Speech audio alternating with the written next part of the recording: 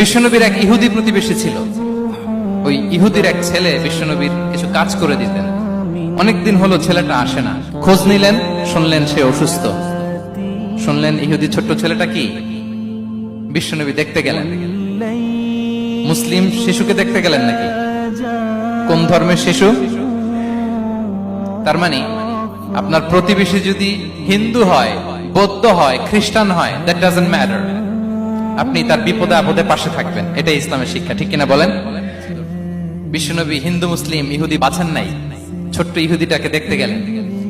যে দেখে হায়রে কাতর হয়ে সে বিছানায় মৃত্যু সজ্জায় শুয়ে আছে। বাচ্চাটার মাথায় হাত বুলিয়ে দিলেন।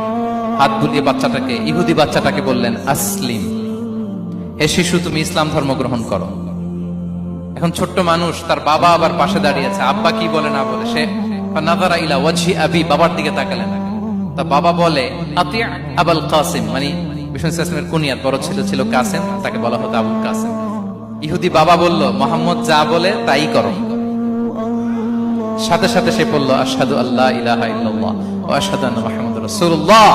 বিশ্বনবী বেরোয়ার সময় বললেন, আলহামদুলিল্লাহিল্লাযী আনকাযাহু মিনান নার, প্রশংসা সে আল্লাহ যে একটু আগে জাহান্নামী হওয়ার কথা ছিল, মুহূর্তে কালেমার মধ্য দিয়ে তাকে জান্নাতি বানিয়ে দিলেন। দেখেন প্রতিবেশীর সাথে কি আচরণ। ইহুদি প্রতিবেশীর পাশে দাঁড়িয়েছেন, অসুস্থ, ভিজিট করেছেন। আমরা যেন আমাদের প্রতিবেশীর খোঁজ রাখি। অভুক্ত প্রতিবেশী রেখে আপনি পেট পুরে খেয়ে তাহাজ্জুদ করলে ওই তাহাজ্জুদ আল্লাহর দরবারে যাবে না।